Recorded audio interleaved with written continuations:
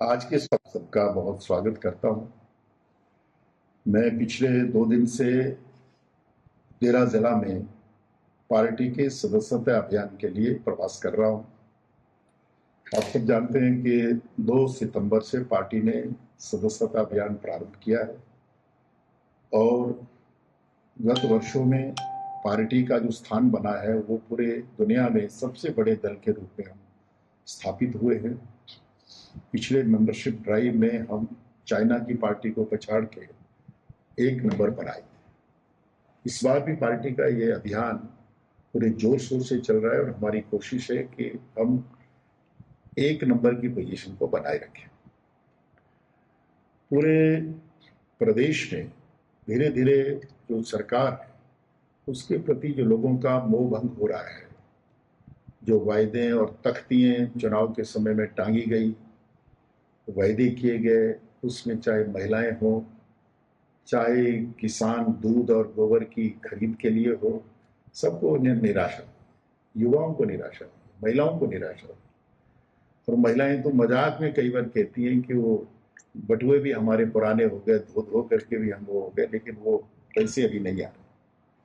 तो इतनी भयंकर निराशा में और काम काज के मामले में भी लोगों को लगता है कि विकास जैसे ठप जा पड़ा और सरकार एक ही रोना कि भाई हमारे फाइनेंशियल हालात ठीक नहीं है।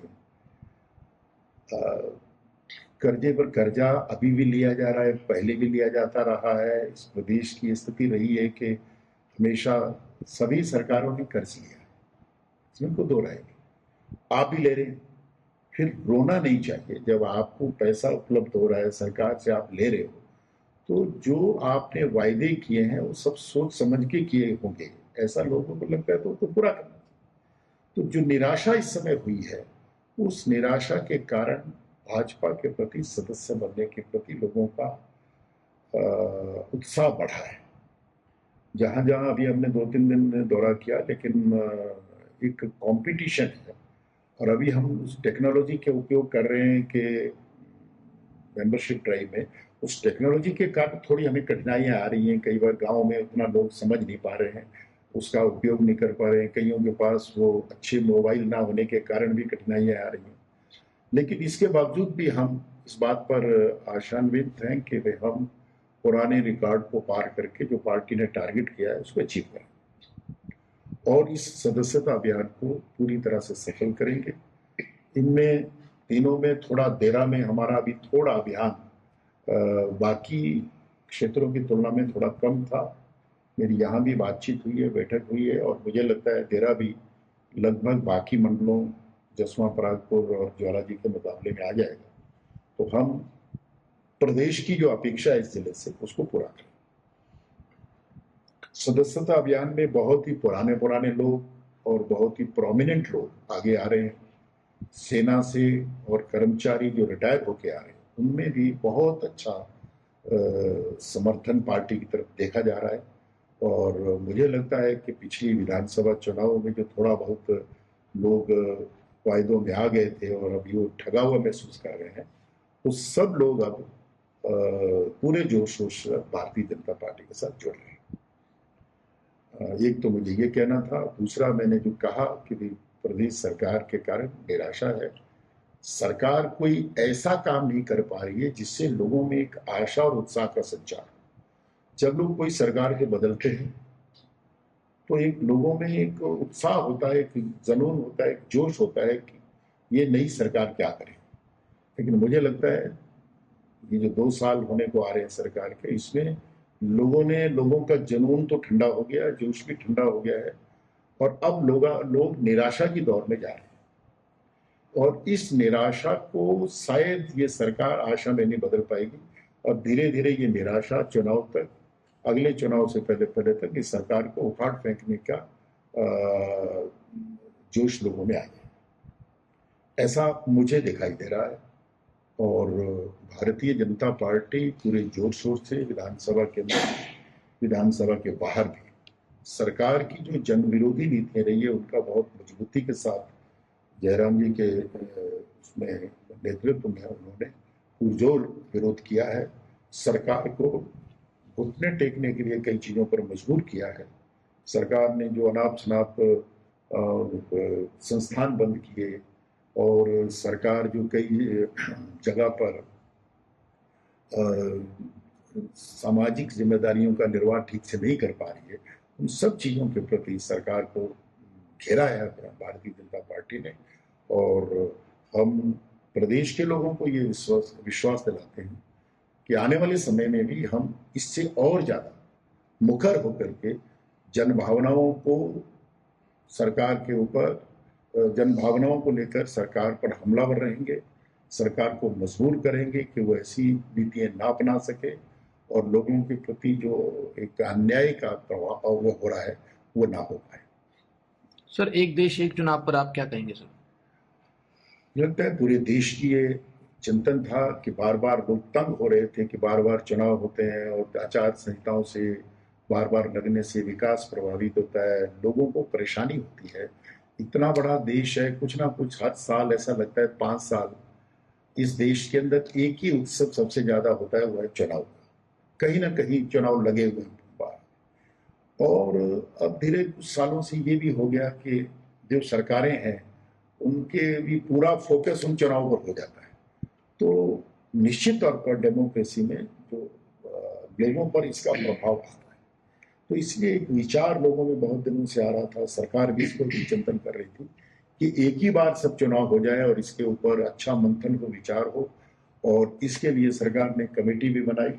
हमें ये सौभाग्य है केंद्र सरकार को कि उन्होंने जनता की इस विचार या इस चिंतन को अमली जामा पहनाने के लिए कमेटी बनाई है। रामनाथ कोविंद जी जो हमारे पूर्व प्रेसिडेंट हैं, उनके अध्यक्षता में कमेटी बनाई है। उस कमेटी ने वर्कआउट किया है और इस विषय को जल्दी देश के सामने आएगा और कोशिश होगी कि एक ही बार चुनाव हो जाए, ताकि बार बार चुनाव होकर के ये जो एक सरकार का मूड है वो भी टूटता है। सरकार का एक जो काम करने का माहौल बना होता है वो भी बार बार इन चुनाव के कारण टूटता है और एनर्जी डाइवर्ट होती है सरकार। तो इसका हम स्वागत करते हैं और ये होना चाहिए। और मैं समझता हूँ पूरा देश इस बात के पक्ष में है, हम भी इसमें पक्ष। मुख्यमंत्री बोल रहे हैं कि केंद्र सरकार कोई सहायता नहीं कर रही है। पिछले वर्ष जो आपदा आई थी ना, उसके इन्होंने हमें कोई पूरी तरह से आर्थिक मदद की है, इस बार में कोई मदद नहीं की है। तो इसलिए कई कारण है सरकार की स्थिति में थोड़ा वित्तीय स्थिति गड़बड़ाई है। आप क्या बोलते हैं? मैं मुख्यमंत्री जी को कहेंगे कि वो अपना जो उनका अपना कुल खानदान है कांग्रेस का पुराना, उसके समय में कितनी सहायता आई है इसका भी कभी आकलन करना चाहिए। कांग्रेस के साल पहले भी कांग्रेस कई बार रही, कई बार आपदाएं प्रदेश में आई और प्रदेश के विकास के लिए कितना पैसा आता रहा। यदि मैं ज्यादा दूर ना जाऊं तो 10 साल मनमोहन सिंह की सरकार तो थोड़े साल पहले रही, 2004 से 2014 तक। उसी समय कितना बड़ा हिमाचल को मदद मिली है, जरा इसके ऊपर वो गौर करके प्रदेश को जागृत करें। और मैं दावे के साथ कह सकता हूं 14 से लेकर 24 तक हिमाचल प्रदेश में कितना पैसा आया विकास के लिए, अन्य चीजों के लिए, आपदाओं के लिए, इसके ऊपर सबके सामने विषय जाएंगे तो शायद वो शर्मा जाए। प्रदेश सरकार ने, केंद्र सरकार ने हिमाचल को भरपूर मदद दी है और इसी बात से चौंक जाना चाहिए सरकार को, जो एक अटल टनल बनाने में कई साल में इन्होंने कुछ मीटर बनाई थी, जिसको मोदी जी की सरकार ने बहुत कम समय में पूरा किया। इनको इस बात को ध्यान में रखना चाहिए कि एम्स कोविड काल के अंदर भी 3 साल में बन गया, जबकि ये सरकार 3 साल में एक अच्छा रेस्ट हाउस नहीं बना सकती, उससे भी ज्यादा टाइम लेती। ये एम्स जैसा संस्थान बन के खड़ा हो। और भी काम रोड्स बन रहे हैं। आप देखिए कि मनाली के लिए बनने वाला 4 लेन कितना किस कंपनी को दिया था, उस कंपनी का क्या दिवाला निकला और उसके बाद जाकर के सरकार को किसी और कंपनी को ला करके उस रोड को आज पूरा करा दिया और लोग कितना सुख महसूस कर रहे हैं उसको। अभी ये 4 लेन इधर से शिमला तक है, ये जो पैसा इन एक 4 लेन पर 5-5, 7-7 हजार करोड़ आ रहा है, कहां से आ रहा है? ये प्रदेश सरकार को ये लोगों के सामने लाना चाहिए। सारे हाईवेज के लिए पैसा आ रहा है, सरकार की अनेकों योजनाओं में पैसा आ रहा है, IITs के लिए, IIM के लिए आया है, पैसा दिया जा रहा है, मेडिकल कॉलेज के लिए पैसा आ रहा है, कहाँ पैसा नहीं आ रहा है। लेकिन इसके बाद आपदाओं पर भी सरकार ने पैसा जारी किया।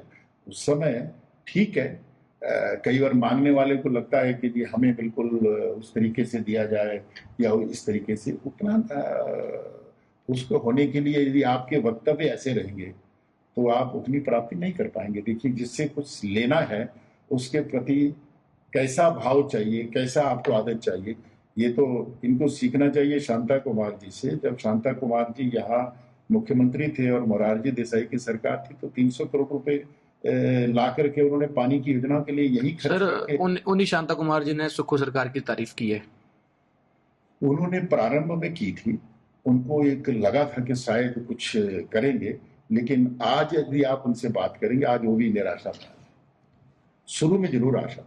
सर टीसीबी मंत्री राजेश धर्माणी ने जो है वो प्रधानमंत्री नरेंद्र मोदी से अपील भी की है और एक आरोप भी लगाया है कि हिमाचल हित की बात करा करें, हरियाणा में जाके हिमाचल को जो बदनाम ना करे, वहां पे जो है धूमिल कर रहे हैं हिमाचल की छवि को प्रधानमंत्री नरेंद्र मोदी। हिमाचल को धूमिल किस बात के लिए किया कि यहाँ पे जो सरकार जो है वो कुछ नहीं कर रही है और जो गारंटीज है वो पूरी नहीं कर पाई, मतलब धूमिल प्रचार कर रही है जाके, इन सेंस ऑफ ये सब करने से ज्यादा कि प्रधानमंत्री सपोर्ट करे हिमाचल को, क्या कहेंगे? नहीं, प्रधानमंत्री आर्थिक रूप में सपोर्ट करेंगे, वो कर रहे हैं, उसके आंकड़े दीवार पर लिखे हुए हैं। लेकिन यदि प्रदेश सरकार उसका सही इस्तेमाल नहीं कर पा रही है, प्रदेश सरकार का जो केंद्र के पैसे का भी सदुपयोग ढंग से ना कर पाए तो उसमें उनका दोष नहीं है, वो विषय उठेंगे और कहे जाएंगे। लेकिन वो ये नहीं कह सकते कि केंद्र सरकार प्रदेश सरकार को मदद नहीं करे। किस आधार पर? ठीक। तो विशेष समुदाय का काफी हिमाचल में बढ़ रहा है, उसके ऊपर क्या कहेंगे? इस समुदाय में विशेष समुदाय शिमला में जो प्रकरण हुआ सारा, देखिए, सरकार को यह ध्यान रखना चाहिए कि समाज के सभी वर्गों के जो भावनाएं, जन भावनाएं, उनका आदर करें। किसी भी समुदाय माइनॉरिटी में कुछ है, उनको आप इस तरीके से बिहेव ना करें कि बाकियों के मन में पीड़ा दें, क्योंकि सबको रहना है, सबको जीना है, सबको प्रदेश के अंदर अपनी धार्मिक और रिचुअल्स पूरे करने हैं।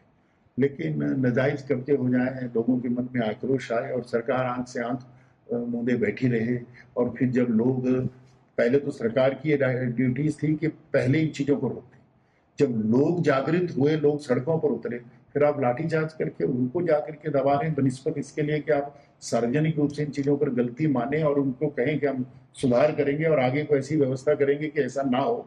तो मुझे लगता है सरकार को बहुमत की जनभावनाओं का भी ध्यान रखना चाहिए, ये बहुत जरूरी। वक्फ बोर्ड के ऊपर क्या बोलते हैं, क्या होना चाहिए, नहीं होना चाहिए? नहीं, वक्फ बोर्ड का देखिए, आज देश में जो सबसे ज्यादा संपत्ति है वो डिफेंस के पास है, दूसरे नंबर पर वक्फ बोर्ड।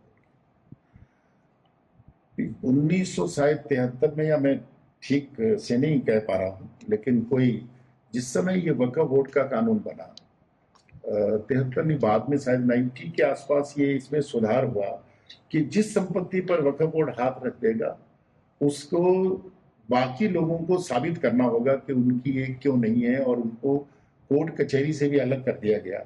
इस तरीके के खतरनाक प्रावधान वक्फ बोर्ड के अंदर किए गए हैं जिनमें सुधार की जरूरत है, और सरकार वो करना चाहती है, लेकिन अपोजिशन भी इस बात को ध्यान में रखे कि जो गलतियां उन्होंने की हैं, जो बड़ा समाज है उसकी भावनाओं को दरकिनार करते हुए, और ऐसे संविधान विरोधी, कहूंगा मैं तो संविधान विरोधी कह लो, या ऐसे खतरनाक प्रावधान उसमें कर दिए गए जिसके दुष्परिणाम समाज को भुगतने पड़े। ऐसे ही 370 के रूप में जेएनके में होते, ऐसे ही वक्फ बोर्ड के अंदर भी प्रावधान किए गए, और केवल वोट बैंक के लालच में ये प्रावधान किए गए दूसरों को खुश करने के लिए, और धीरे धीरे उनके दुष्परिणाम लोगों के सामने आ रहे हैं। जब लोगों को लग रहा है कि ये संपत्ति भी वक्फ बोर्ड के, ये भी संपत्ति वक्फ बोर्ड के, हम कोर्ट में भी नहीं जा सकते, कोर्ट से भी हमको महरूम कर दिया गया। ये बहुत ही खतरनाक प्रावधान है, इनमें सुधार होना चाहिए, और ऐसे गलत कानून इस देश में नहीं चाहिए। हमसे जुड़े रहने के लिए हमारे YouTube चैनल को सब्सक्राइब करें और नई वीडियो की नोटिफिकेशन के लिए बेल आइकॉन को दबाएं। अगर आप ये वीडियो Facebook पर देख रहे हैं तो लाइक जरूर करें और ज्यादा से ज्यादा शेयर करें। इसी तरह के और भी अपडेट्स के लिए फॉलो करें हमारा Instagram पेज himachal.k3।